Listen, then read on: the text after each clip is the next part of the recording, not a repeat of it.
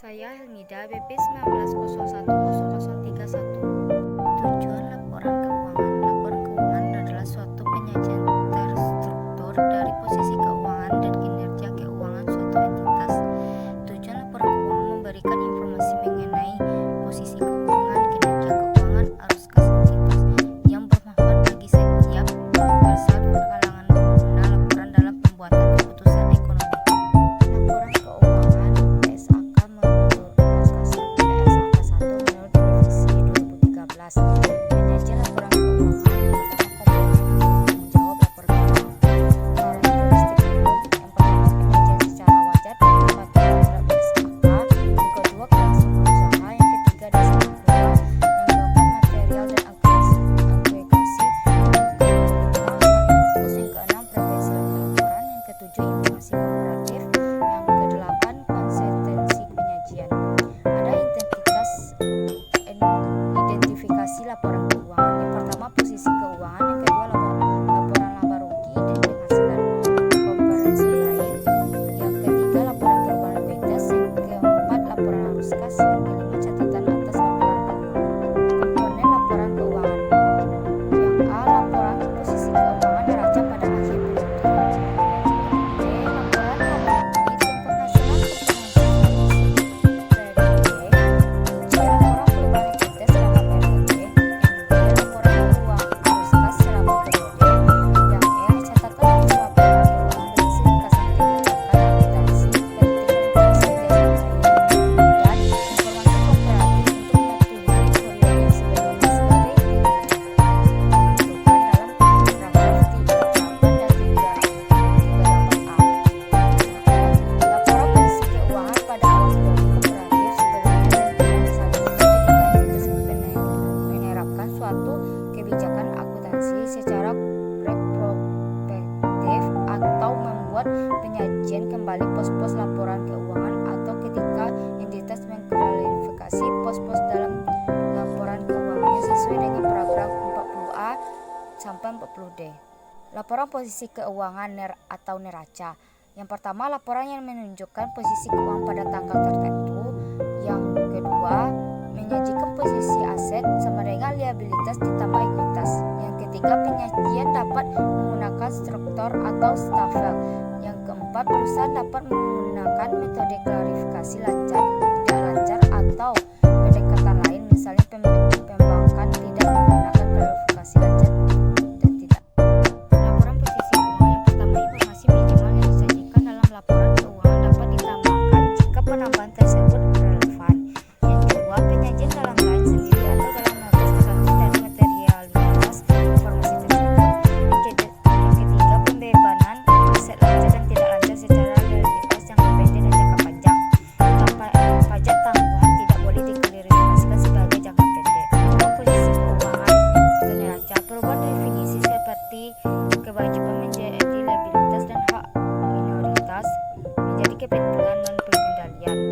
Yang kedua, penyajian kepentingan non pengendalian sebagai bagian ekuitas dan bagian laba bukan seperti pengurang laba atau LK konsolidasi. Yang ketiga, urutan penyajian laporan keuangan dalam ilustrasi menurut PSAK 1 berbeda dengan IAS 1. Yang keempat, minimal dan penyajian neraca untuk nilai material disajikan secara terpisah. Namun jika tidak material dijelaskan dalam kelompok, namun tetap ada penjelasan terpisah. Laporan laba rugi dan penghasilan komprehensi lain. Pertama, laporan laba rugi dan penghasilan komprehensi lain. Kedua, penyajian laporan laba rugi dengan memasukkan unsur laba komprehensif. Yang ketiga, laporan dialokasikan untuk pemegang saham minoritas dan mayoritas. Yang keempat, ketentuan minimal item dalam laporan laba rugi. Yang kelima, klasifikasi beban berdasarkan fungsi dan sifat. Jika disajikan berdasarkan fungsi, ada pengungkapan berdasarkan sifat. Yang ketujuh, penyajian pos luar biasa atau extraordinary item tidak diperkenankan lagi.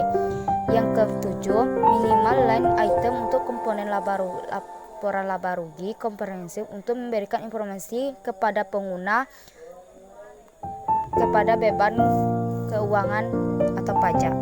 Laporan laba rugi dan penghasilan komprehensif lain.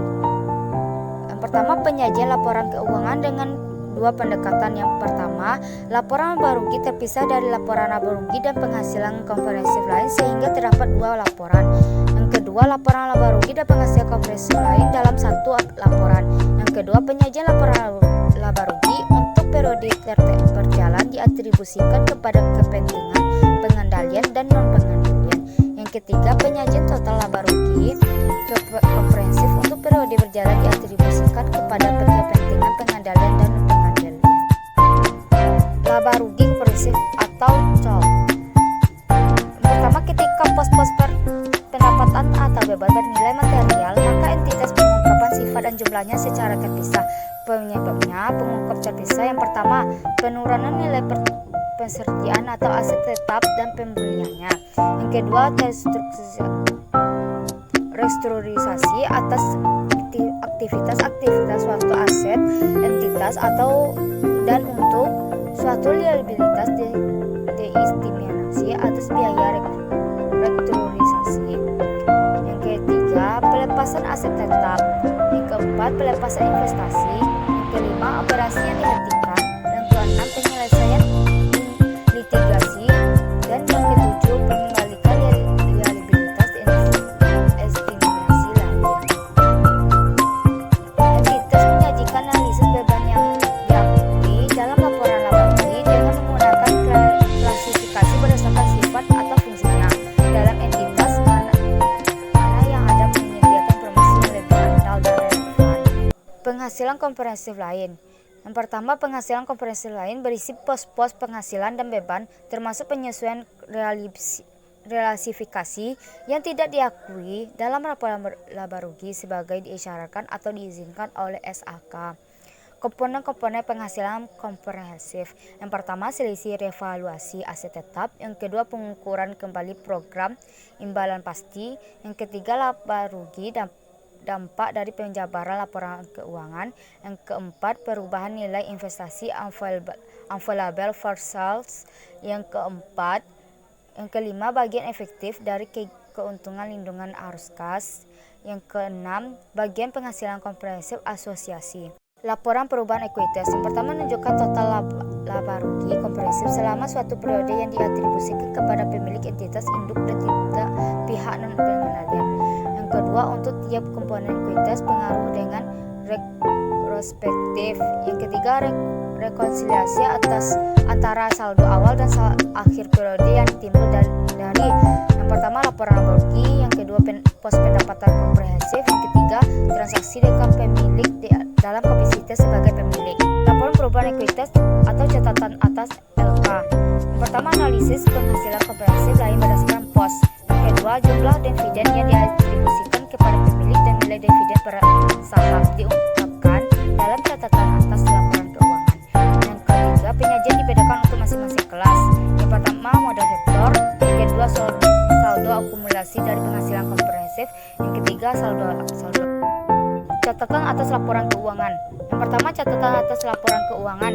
Yang pertama sekali, menyajikan informasi dasar penyusunan laporan keuangan dan kebijakan akuntansi, dasar pengukuran kebijakan yang relevan, asumsi dalam estimasi. Yang kedua, mengungkapkan informasi yang disyaratkan SAL yang tidak disajikan di bagian manapun dalam laporan keuangan. Yang ketiga, memberikan informasi yang tidak disajikan di bagian manapun dalam laporan keuangan, tetapi informasi tersebut relevan untuk memahami laporan keuangan atau pengelolaan modal misalnya. Yang kedua, sepanjang praktis penyajian catatan atas laporan keuangan dilakukan secara sistematis. Yang kedua, membuat referensi silang atas setiap pos untuk informasi yang berhubungan dalam catatan atas laporan keuangan. Catatan atas laporan keuangan. Pertama itu modal. Modal adalah entitas mengumpulkan informasi yang memungkinkan pengguna laporan keuangan yang mengevaluasi tujuan kebijakan dan proses entitas dalam pengolahan modal. Yang pertama, informasi kualitatif. Yang kedua, kuantitatif. Yang kedua itu pemenuhan persyaratan modal. Ada instrumen keuangan yang memiliki fitur absedual dan klarifikasikan sebagai instrumen ekuitas. Data kuantitatif diklarifikasikan sebagai ekuitas, tujuan, kebijakan, proses arus kas keluar, dan bagaimana penentunya. Laporan arus kas. Informasi arus kas memberikan dasar bagi pengguna laporan keuangan untuk menilai kemampuan entitas dalam menghasilkan kas dan setara kas dan kebutuhan entitas dalam penggunaan arus kas tersebut. Yang kedua, PSAK 2, laporan arus kas mengatur persyaratan penyajian dan pengungkapan informasi arus kas.